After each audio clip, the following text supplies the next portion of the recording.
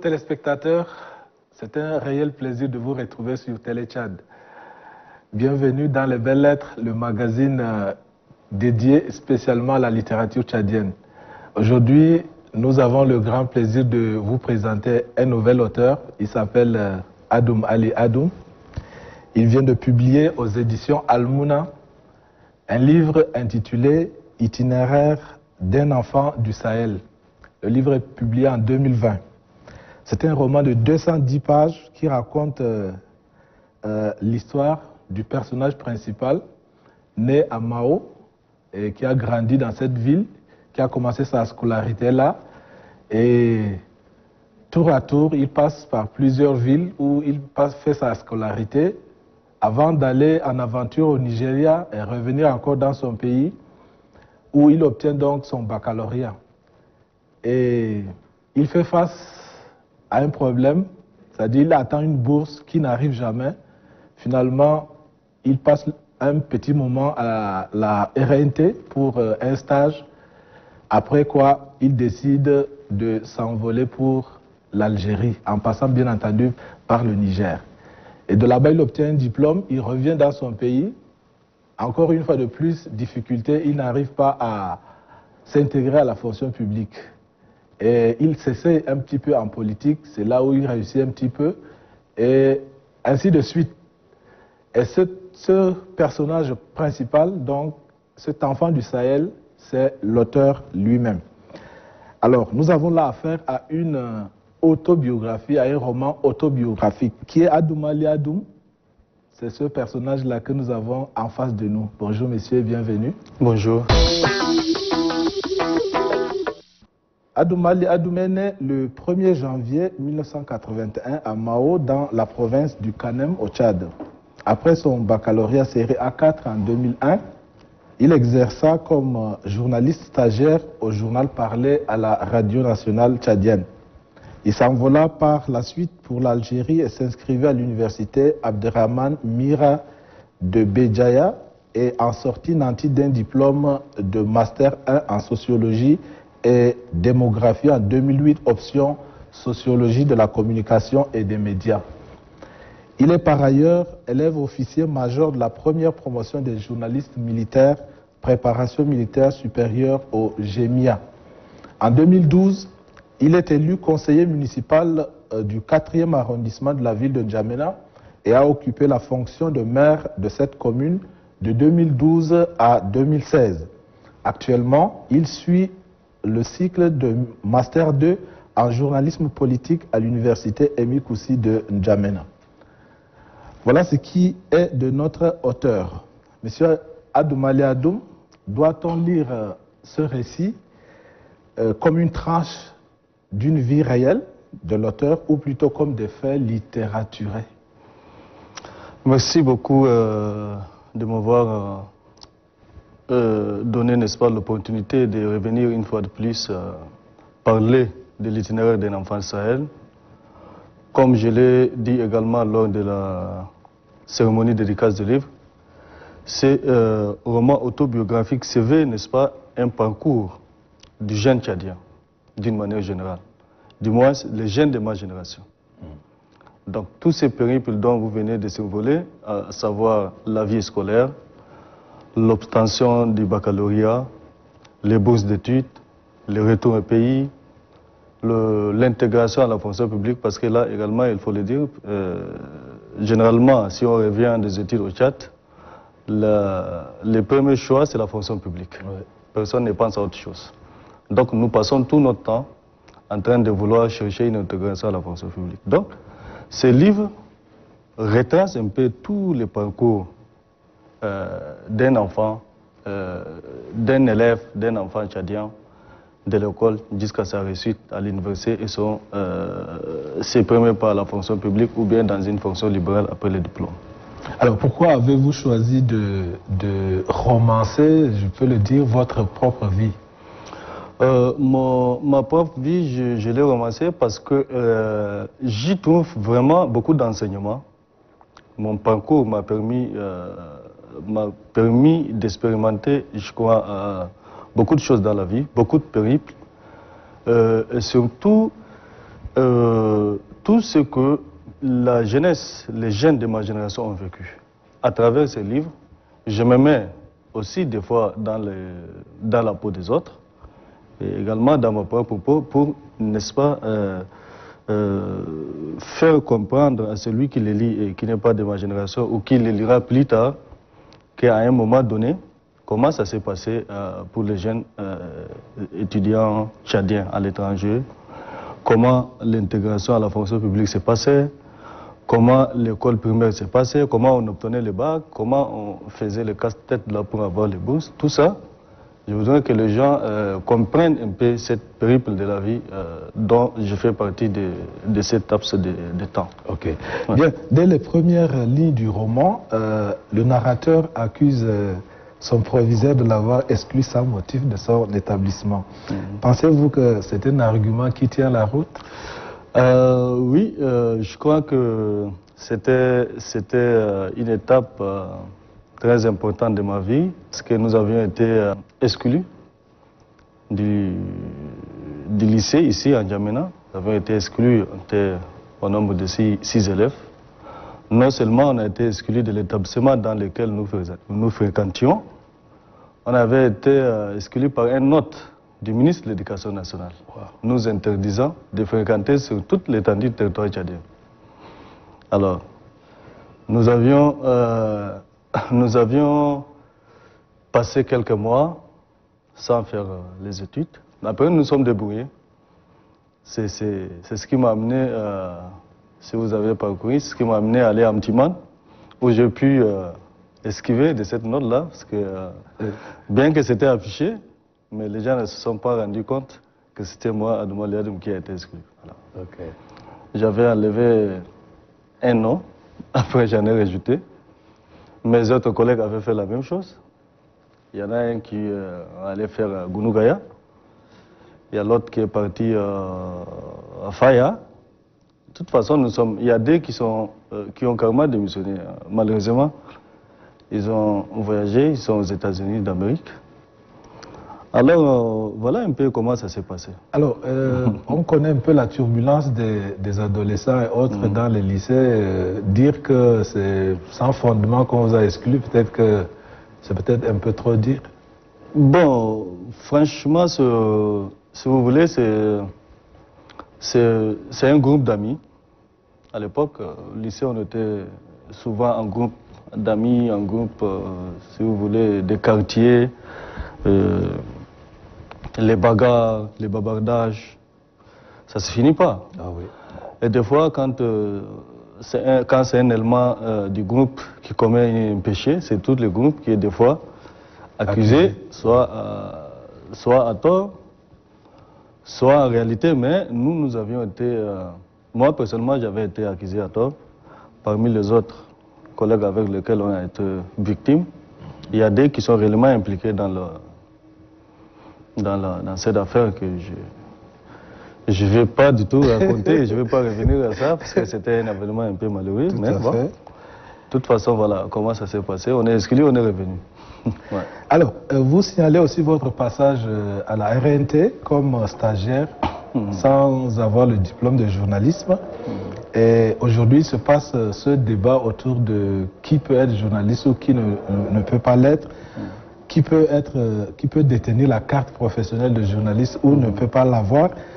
Vous qui avez fait un stage sans le diplôme, qu'est-ce qu'il faut pour exercer le métier de journalisme? Est-ce que c'est avoir les théories d'une école de journalisme ou bien c'est une vocation? En tant que quelqu'un qui est passé, n'est-ce pas,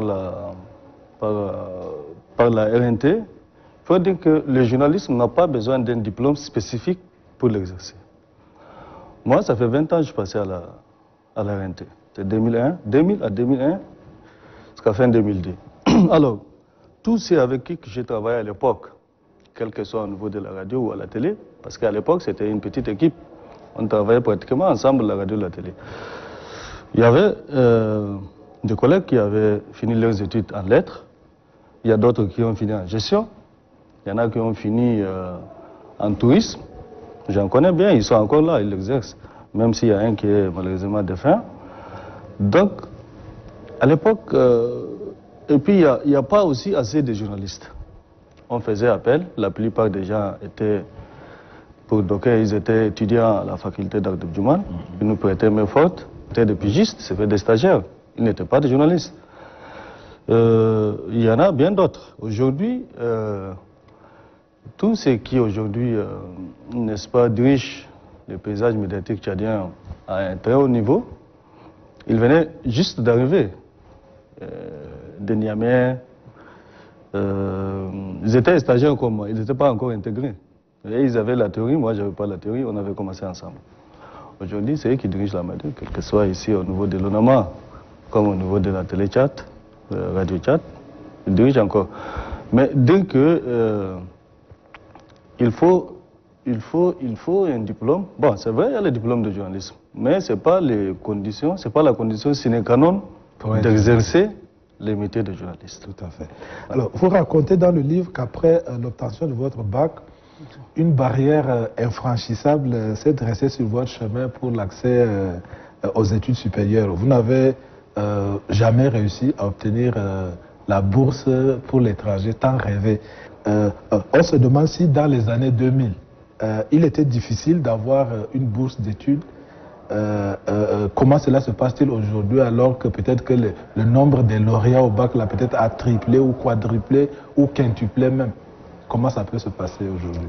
Bon, en fait, aujourd'hui, je pense que ça va être très difficile pour le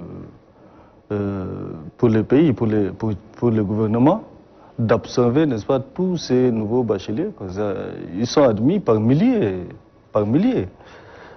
chaque année. Donc, les bourses d'études à l'étranger qui sont octroyées par les pays amis ne sont pas conséquentes. Je pense que le Tchad ne peut pas... Bon, je ne connais pas, il y a des bourses aussi, il y a des bourses arabes aussi. Hein. Oui, oui. Les bourses arabes, je ne connais pas trop, mais à l'époque, les bourses qu'on recevait du côté des pays amis du Tchad, principalement, les grands donataires sont la Russie, les Maghreb, en particulier l'Algérie, qui nous octroyait plus de 100 bourses. Les autres, c'est 50, 60. Je ne pense pas que le gouvernement reçoive plus de 1000 places pour les bourses par année. Et les bacheliers, on en a 20 000, 30 000, 40 000 par... La seule chose que l'État peut faire peut-être, c'est de revoir un peu la qualité d'enseignement au niveau de nos instituts et universités ici, au niveau du pays. Okay. Alors, si la qualité de l'enseignement ici au niveau national est nettement améliorée, et si c'est bien, je ne vois pas pourquoi tout le monde doit aller étudier à l'étranger. Ok. Ouais. Bien, alors, vous racontez sur un ton un peu pathétique les conditions dans lesquelles vous avez voyagé par le Niger, etc., jusqu'à arriver en Algérie, et même les conditions d'études là-bas. Dites-nous succinctement à quoi doit s'attendre un jeune qui rêve d'aller étudier à l'étranger. Aller à l'étranger, c'est-à-dire quand on est lycéen, quand on a obtenu son bac, la première des choses dans la tête, c'est d'aller voir l'étranger. C'est juste d'aller voir, c'est pas l'ambition d'aller étudier. C'est de sortir de ce pays, aller dans un autre pays. Appeler les parents, les amis, dire que je suis dans tel pays. C'est juste ça. D'abord, ça c'est ce qui motive les bacheliers en premier, c'est ça. Tu pourrais l'envoyer en vacances à 1-2 mois et revenir étudier ici, c'est pas son problème. Lui, c'est de sortir de ce pays. Maintenant, les périples dont j'ai évoqué dans le livre, les passages, c'est des exemples. C'est-à-dire comment obtenir les bons études. Une fois obtenu, comment se décancaser pour aller étudier. Et le titre, c'est pas aussi simple que ça. C'est pas comment on appelle, c'est pas une balade de santé. Hein. Le titre, quand tu es étudiant, tu manques tout. D'abord, il faut... nous, par exemple, on a passé pratiquement 5 ans. Moi, j'ai passé 5 ans en Algérie. J'ai reçu les bourses d'études une seule fois. Et c'est 75 € par an. Et c'est toujours la même chose. Il n'y a pas d'amélioration. 75 € par an, c'est ça ce que le gouvernement tchadien nous envoyait quand on était étudiant. 75 € par an. Ça veut dire que c'est moins de 50 000 francs CFA. Les parents t'envoient. Si tu n'as pas de parents qui sont capables de t'envoyer souvent, c'est que tu souffres. Heureusement, la solidarité tchadienne, là, elle est connue. On est là, même si moi j'ai 50 francs, c'est tout le monde qui se trouve autour de moi, on mange. Demain on vient chez toi, on mange, demain on va chez l'autre, on mange. Mais si tu te trouves dans une ville où tu es seul, il n'y a pas d'autres Tchadiens, et que les parents n'ont pas moyen de t'envoyer, mais tu vas souffrir. On en a eu, je ne sais pas si vous avez parcouru quelque part très loin, quand on avait occupé l'ambassade, on avait exigé certains points, parmi lesquels nous avions des compatriotes qui ont perdu la raison. Qui ont perdu la raison, ils étaient presque 4 ou 5 à l'époque quand je parlais. Ils avaient perdu la raison. Ils sortaient sans habits, et on les a amenés au foyer des étudiants, et on ne pouvait pas les attacher en même temps. Donc les parents n'avaient pas les moyens pour les rapatrier. C'est là, on avait crié, on a pu quand même les rapatrier, ils étaient 4 ou 5 comme ça, je me souviens. Donc les conditions ne sont pas aussi faciles. Tout à fait. Il y a la solidarité, bien sûr, mais vous signalez aussi, constatez surtout avec amertume que les Tchadiens, quelquefois, ils sont même divisés, même à l'étranger. Et vous rapportez des scènes de bagarres rangées entre les Tchadiens et d'autres étudiants étrangers, ou bien entre les Tchadiens eux-mêmes. Si ce sont des faits avérés, quelle image ont de nous, hein, nos hôtes, hein, les gens qui nous reçoivent chez eux là-bas? Honnêtement, les gens qui nous reçoivent là-bas, ça dépend des villes, parce qu'en Algérie, nous sommes éparpillés dans plusieurs villes, hein, dans presque la quarantaine de wilayas d'Algérie. Dans toutes les régions, il y a des universités, de grandes universités qui accueillent, n'est-ce pas, les étudiants. Ça dépend. Dans la science, c'est pas moi, la science technique, la science humaine, les sciences humaines techniques. Donc les villes sont différentes. Quand tu fais économie, vous êtes dans telle ville, quand tu fais machin, vous êtes dans telle ville.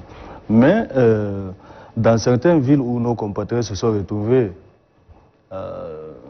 des 3 groupes ethniques, les relations n'ont pas été faciles. Et ça, je l'ai évoqué. Et c'est malheureux que les gens avaient colporté leurs problèmes de lycée. Les gens avaient colporté les problèmes de lycée jusqu'à l'université en Algérie pour provoquer des batailles rangées entre communautés tchadiennes, pas avec les autres communautés, mais entre communautés tchadiennes. Et malheureusement, une des bagarres entre 2 communautés tchadiennes a été même écrite sur le quotidien d'Oran, qui était un grand journal algérien qui est tiré à presque 1 million d'exemplaires par jour. Wow. Hein, ils avaient évoqué ça également, bataille rangée entre Tchadiens. Ils ont même osé citer des ethnies et c'était malheureux. Vraiment. Donc, c'était pas facile la cohabitation, surtout entre certaines communautés qui colportent les histoires du pays jusqu'en Algérie. C'était dommage. Okay. Alors, quel est donc le bon souvenir que vous gardez de votre passage en Algérie? Le bon souvenir que je garde, ou je pense que tous ceux qui sont passés là-bas gardent, c'est que c'est un beau pays, de très bons souvenirs entre étudiants, parce que nous avions, en 5 ans, j'avais assisté 2 fois à des colonies de vacances organisées par l'État algérien, qui nous permettaient à tous les étudiants africains et étrangers qui sont là-bas, des colonies de vacances dans des grandes villes, devant des plages, dans des cités universitaires, pour nous permettre de nous brasser. Entre-temps, les Tchadiens, même de nos compatriotes Tchadiens qu'on ne se connaissait pas aussi, on se connaît. On a passé de très bons moments. Vous avez laissé même des images dans le livre? Ouais, les images dans le livre, mais c'était de très beaux souvenirs qu'on a laissés de grands pays, l'Algérie. Vous rentrez donc au pays avec votre diplôme et une fois de plus, vous êtes confronté au problème de difficulté d'intégration à la fonction publique. En écrivant donc votre parcours, quel sentiment avez-vous? Est-ce que vous êtes un petit peu déçu ou plutôt satisfait? Bon, moi, je ne suis pas déçu parce que moi, je suis un homme qui se bat. Hein. Je me suis battu tout le long de mon parcours, que je comptais sur personne. Je me suis battu toute ma vie. Quand je suis rentré de l'Algérie, j'avais beaucoup d'opportunités. Hein. J'avais aussi, si vous voulez, des soutiens comme ça pour rien. Je peux les avoir partout. Mais, dans un premier temps, j'avais opté pour la formation militaire. Alors, je suis engagé dans l'armée. Je suis entré dans l'armée avec mon identité, avec mon idée, comme on le dit. J'étais déjà militaire, je suis entré dans l'armée. J'ai servi aussi l'armée pendant presque 2 ans. Après, j'ai déserté, si vous voulez, ou bien j'ai quitté l'armée, parce que ce n'était pas mes attentes, n'étaient pas réalisées. Après, j'étais dans le humanitaire, à la Sénat, HCR. Bon, je tâtonnais un peu partout. Donc, je n'ai pas vraiment de déception à signaler, quoi. J'ai été toujours occupé. Voilà. Bien, alors, vers la fin de l'ouvrage, on semble glisser du roman autobiographique à un essai politique. Pourquoi cette glissade? C'est pas une glissade, mais c'est une suite logique parce que politique, je suis un homme politique. Et je ne peux pas ne pas faire, ne serait-ce qu'un roman autobiographique, signaler un peu ma vision de la politique. Mon entendement, ma vision de la chose politique, comment j'appréhende ce qui se passe en ce moment. Donc, c'est tout à fait normal. Comme je laisse un document écrit, il faudrait que je signale également quelques bémols en politique ou bien la vie sociale. C'est comme ça que j'ai décidé, n'est-ce pas, de, si vous voulez, glisser un peu de la politique, comme vous avez dit. Alors, votre passage à la commune du 4e arrondissement de N'Djamena, comme conseiller, puis comme maire, vous a permis de constater que, d'après votre récit, que les responsables se battent pour des intérêts personnels au détriment de l'intérêt général. Ouais. Quelle suggestion faites-vous? La suggestion que j'ai à faire, je crois que l'État, le gouvernement comment on appelle, va rectifier les tirs pour les prochains communales à venir, parce que les gens n'avaient pas compris au départ ce que c'est élection communale. Personne n'avait compris. Les gens ont sauté comme ça, ils ont déposé le dossier, on a pris tout le monde. Et aujourd'hui, ce qui entrave la marche des communes, c'est le conseil municipal lui-même, partout, quel que soit, la mairie centrale, dans les communes de province, les communes de N'Djamena, ce qui entrave, c'est le conseil municipal lui-même. Parce qu'on a pris des conseils municipaux, ils ont cru comprendre qu'ils ont été payés, ils doivent gérer la mairie parce qu'il y a des retombées, on va leur payer, machin. Or, ils n'ont pas de salaire. Même les maires n'ont pas de salaire, ils n'ont que des indemnités. Et le conseil municipal n'a rien. Et ces gens-là ne vont pas comprendre que comment un de leurs qui est élu sur la même liste qu'eux, soit dans un bureau, soit dans une grosse cylindrée, avec un garde-corps, et que eux là, ils sont comme ça. Ils ne veulent pas comprendre et ils ne peuvent pas comprendre. Donc, à chaque fois, on ne fait que monter des fiches contre. Et là également, il y a aussi le jeu des états-majors des partis aussi. Même au niveau des partis, les gens de conseil, on les reçoit. On crée toujours des problèmes. Donc, ça fait que les maires partent, mais rien ne s'améliore pour la ville. Aujourd'hui, le maire vient, il part. Quand il vient, tout de suite, quand moi je vais, par exemple à la mairie de N'Djamena, là où il y a des milliards, quand je viens, mais à la première occasion, je saute, je prends 400, 500, 600 millions et puis je me bats parce que sachant que demain je pars. Et les conseils ne vont jamais être d'accord avec toi. Donc, il faut prendre ce que tu as et puis tu pars. C'est comme ça que, aujourd'hui, la ville de N'Djamena n'avance pas du tout. On n'a pas du tout avancé avec les communes là. On a expérimenté, aujourd'hui on est à presque 8 ou 9 ans d'expérience. Mais malheureusement, rien n'a changé pour la ville. Nous allons passer tout de suite à la lecture d'un extrait de votre roman. Les résultats de l'épreuve orale ont été rapidement proclamés. Nous étions jugés dignes du baccalauréat de l'enseignement du second degré, session de juin 2001. À cette occasion, une soirée pour arroser notre réussite fut organisée. On avait invité tous les chefs de service civils et militaires, le corps professoral, les parents et les candidats amis malheureux. C'était une soirée historique. Après le retrait de l'attestation au rectorat de N'Djamena, c'est l'autre casse-tête, la constitution des dossiers pour les demandes de bourses d'études à l'étranger. On était vers la fin du mois de septembre et il ne fallait pas compter sur la direction des bourses. Il n'y a plus de place à pourvoir. Vos dossiers s'ajouteront aux archives, mieux vaut tenter ailleurs. Vocifère un vieux fatigué de réceptionner et de classer des dossiers sans suite. Car il sait d'avance que les futurs boursiers de l'État sont déjà sélectionnés et il ne croit pas au miracle. Voilà. Merci beaucoup pour cette lecture. Voilà. Amis téléspectateurs, c'est ici que s'achève notre rendez-vous d'aujourd'hui. Je rappelle que nous étions en compagnie de Adoum Ali Adoum. Il vient de publier un roman autobiographique intitulé Itinéraire d'un enfant du Sahel. Le livre est paru aux éditions Al-Mouna en 2020. C'est une œuvre que nous classons parmi les romans d'aventure.